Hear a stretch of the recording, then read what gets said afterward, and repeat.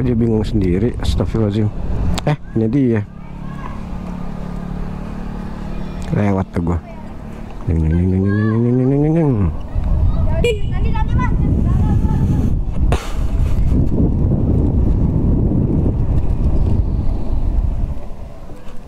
Alhamdulillah.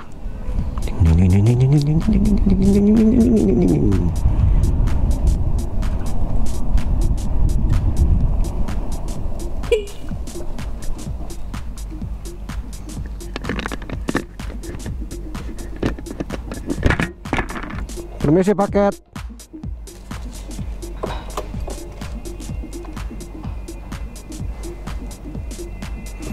Alhamdulillah.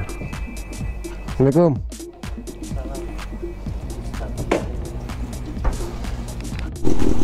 Bener-bener dah gua pakai Honda M1, bukannya dipakai ini, dipakai ini. Pakai Hayati aja gua belum tentu bisa ngejar. Dia malah pakai moge. Ini gue ketinggalan sekebun, bener-bener sekecamatan gue nih. Masya Allah. Setengah dari gigi satu. Aduh, gimana ngejarnya nih? Masya Allah. Bismillah.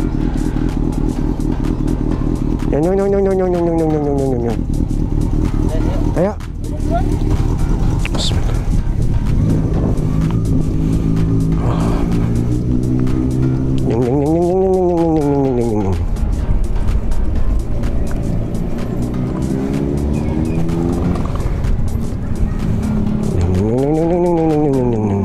Hei, tinggalin lagi. Gak bisa ngebut apa?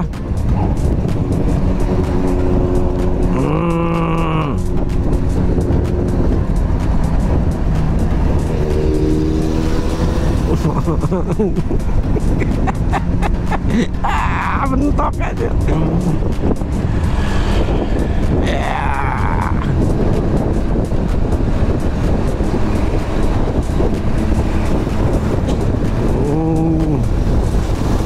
Nah.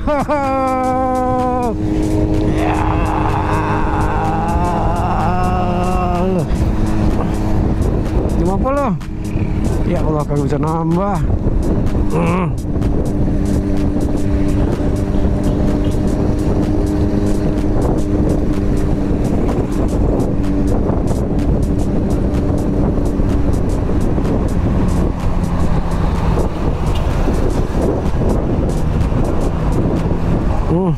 Udah 59 ya Lats ya, baterainya ya.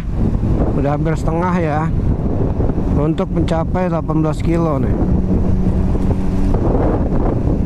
Dengan gas dipanteng terus, kecepatan segini susah sih.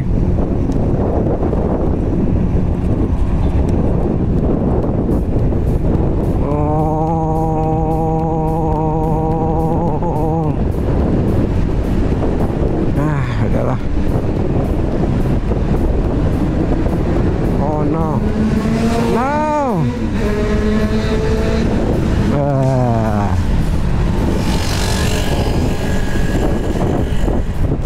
Ya, mau gimana juga tetap aja segini kecepatannya.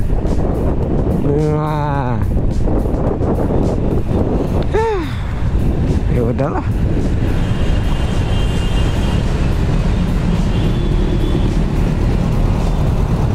Sedih. Baik katanya. Dia nggak tahu rasanya motor tidak bisa lari seperti apa.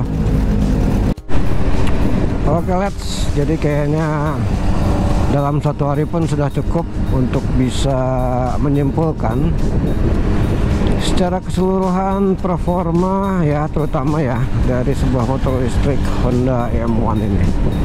Ini dari tadi gasnya diginiin terus loh, tapi ya larinya ya seperti yang kami bilang maksimal segini.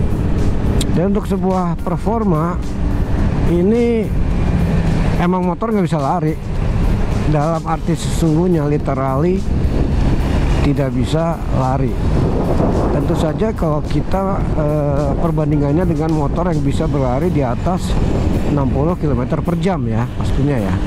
Kalau dengan sepeda listrik ya jelas ini masih lebih kencang, biar gimana juga sepeda listrik berapa sih larinya gitu kan. Tapi untuk motor listrik ya ini emang pelan, nggak ada larinya. Jadi kayak buat apa ya, lebih cepat, lebih cocok di pedesaan sih sebenarnya. Pedesaan Jepang, maksudnya pedesaan Jepang itu kan jalannya juga kan udah pada bagus ya, ya kan. Jadi emang untuk cocoknya untuk pedesaan Jepang yang jalannya mulus-mulus, yang emang jarak-jaraknya tuh nggak terlalu jauh, atau kalaupun jauh nggak macet dan jalannya mulus, intinya begitu. Dan tidak selalu dalam kondisi terburu-buru gitu. Jadi santai ya, ini karena maksimal 51. Kalau misalkan apa kebantu turunan 5152, kalau datar begini tadi ya dari tadi juga maksimal pas 9. Oke, di depan ada United TX 1800 kesusul sama kita. Ya iyalah, orang dia nggak ngebut. Oke, udah hampir sampai nih ya, 24,5 kilometer jaraknya dan baterainya sudah 45%. Oke, akhirnya kita sampai Roban Supergadai, dan ini dia sebelahnya. Oke, dengan kondisi 43% ya baterainya, dengan trip 25 kilo 3. Oke, ya sampai nih. Alhamdulillah akhirnya pulang dari bengkel. Baterainya 41%, jarak tempuhnya 25,7. Dari bengkel ke rumah itu 8 kilo. Jadi kalau misalkan perhitungannya kurang lebih nyampe rumah itu 33,8 ya, atau 35 lah kita bulatin misalnya gitu ya. 35. Waduh, sisa 5 kilo lagi karena ini jarak tempuhnya itu hanya, waduh, kedip-kedip coy. Warning. Rumah udah deket sih. Ini top speednya berapa ya kalau turunan ya? Waduh, terus menurun. Baterainya tidak. 948, tetap baik, kagak lari ya, 50. Halo lads, assalamualaikum warahmatullahi wabarakatuh. Bertemu lagi dengan Cowboy Yoga Sena, who still learn to vlog ya. Lads, kali ini KB mau bahas motor yang emang lagi KB review selama beberapa hari, yaitu motor listrik terbaru dari Honda IM1i yang plus. Seperti di motornya dari belakang. Jadi KB tadi udah nonton kan video yang lagi ridingnya. Ini adalah merupakan kesimpulannya. Oke, check it out. Oke, jadi kalau kita ingin menyimpulkan dari produk motor listrik andalan Honda ini, yang pertama kali sama mereka dijual bebas ke publik atau ke umum. Kalau ngomongin secara performa ya udahlah ya, performanya tuh emang apa ya, mau dibilang lemah ya bisa dibilang lemah gitu ya. Jadi memang nggak ada larinya gitu, terutama kalau sudah di jalan raya. Karena kalau begitu kita bawa ke jalan raya itu feelingnya tuh beda banget sama kita pada saat membawanya hanya di dalam komplek gitu ya. Kalau di dalam komplek tuh memang terasa banget powerful si Honda M1 ini ya. Tapi begitu kita udah bawa ke jalan raya yang memang mayoritas kendaraannya pada cepat-cepat ya, di atas 40, di atas 50, ini motor ini jadi bikin kita apa ya, gregetan gitu. Karena kami pas bawa dari rumah ke bengkel yang jaraknya kurang lebih 12 kilo pun, dari rumah ke bengkel itu 12 kilo ya, jadi PP sekitar 24-25 km. Itu berasa gregetan banget, nggak bisa lari gitu lads. Jangankan mau nyusul, mau ngebut aja agak susah gitu buat KB gitu kan. Jadi mau nggak mau kita akan lebih sering berjalan di sebelah kiri, di sisi kiri gitu.